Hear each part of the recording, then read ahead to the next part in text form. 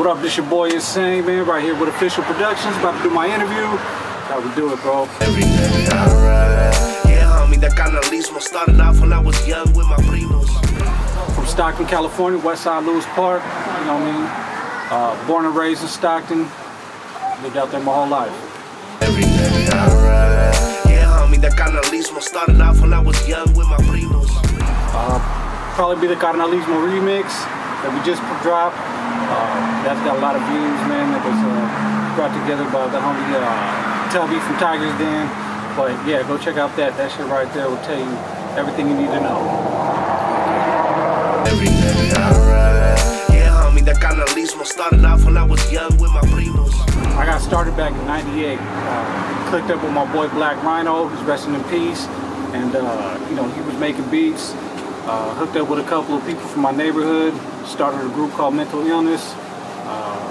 And from there, you know, started putting out albums and brought me to where I am today.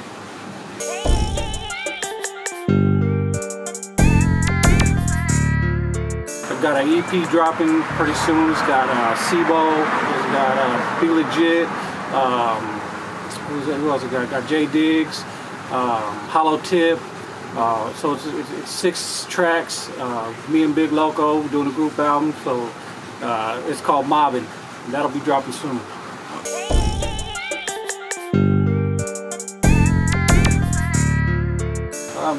My music is all about how I was raised, how I came up, you know, who I am. It's mob music, you know, I grew up in the mob era, you know what I mean? Still like that mobbish music, but I think we're trying to elevate, you know what I mean? As you grow and mature, you know, you got a different message. So everything I put out from now on is trying to be more on the positive side, but still got that gritty, grimy feel to it, you know what I mean? Just something that you could relate to.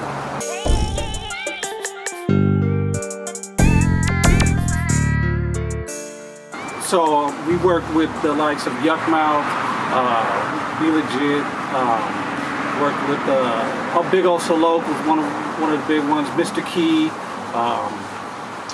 else? Worked with Badass from the LBC. A bunch of artists all through the albums. We got about, as a group, we got about 6 albums. Spice One. A whole list of artists. Really can't think of off the top of my head, but a lot of mixture between the mob bass sound and homeboy music.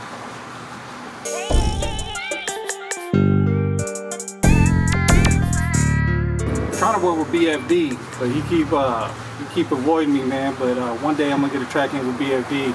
So BFD, if you're watching this shit, I get a track, bro. Other than that, you know, I'm really working with whoever, you know, got a good message, whoever's solid. I really don't like dealing with people who I don't know. If I know them and they got a good message, and you know what I mean, they about what they, you know, they talk about. They really live in what they talk about. Then you know, that's what I like to deal with.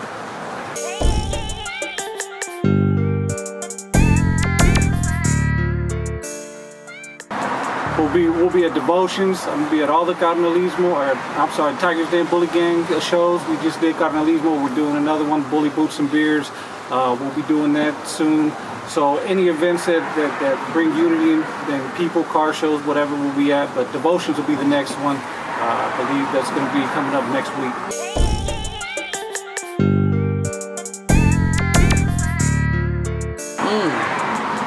Something I should have told myself when I was younger, man, get yourself the right team. You know what I mean? Get the right people behind you, because, you know, who you work with and who you have around you can either build you up or they can bring you down. So if you work with the right people, man, you get a good solid foundation, you'll be on your way. That's what can make something happen. If you work with a lazy team, you work with people with no dreams, no motivation, they're only going to bring you down.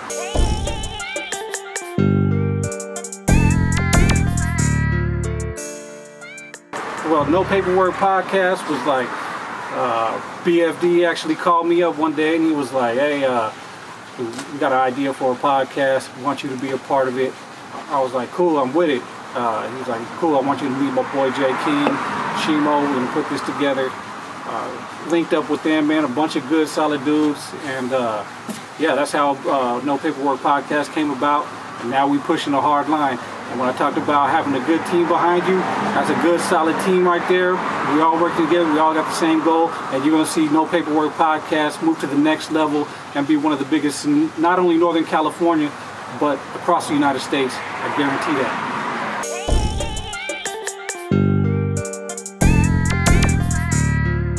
Who are you looking at? So up next we got Gas Pipe, Louis Loco, BFD, we're gonna do one with him, and then Bossaletta should be coming soon.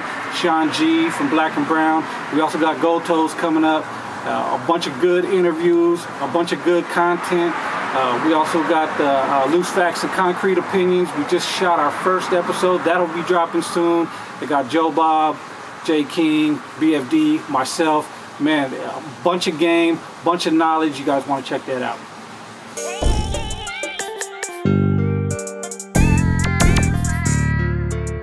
Right.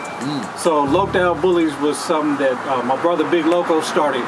So because of Big Loco, man, he wanted to put me in the game. He's like, look, I'm gonna shoot you a dog half price, man. You know, man, we're gonna get you in the game. So I was like, you know what, fuck it, you get a dog. Got my dog Gypsy. Now I got Death Row. I had a first breeding with her, with his dog Chingy. And now I'm in the game, in there like swimwear, and we're doing that. So we're not only doing the bully thing, you know, we do the music, we do the podcast, I do graphics, you know, we're getting into all aspects of the game. So if you need anything, holler at us, we do distribution, all that shit.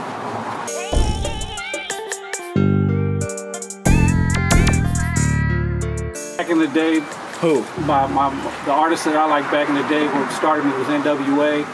Those were like the top dogs, and then after that there was Never and Lowdown, Black and Brown. Those are those are the people we came up with. So when I got a chance to work with Black and Brown, it was like a dream come true. You know what I mean? At a young age, listening to 17 Reasons. You know, when I was a kid growing up, and then listening to Penitentiary Chances, and then getting a chance to work with these artists, man, that pushed it to the next level and kept me going to where I am now.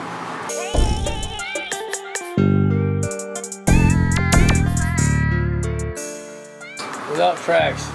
As far as music goes, like I just want to continue to work and put out music that I enjoy, right? So I'm not really pushing my music like I used to, you know what I mean? So we had situations with the cops and stuff, homies getting locked up. So right now I'm just pushing my music, doing basically like dealing with people who I've always wanted to deal with, and I want to do like bucket list type of stuff. Like you know, I always wanted to work with Be Legit, finally got Be Legit on something. I always wanted to work with Jay Diggs, finally got Jay Diggs on something. I always wanted to work with CeeLo, got CeeLo on something. So I got a couple more that I need to get, you know, on, do tracks with. Once I'm done, you know, we'll see. I might be 85 years old, still rapping, still doing my thing. I don't care if not one person buys it, I'm still putting it out because I love it. It's what I love to do.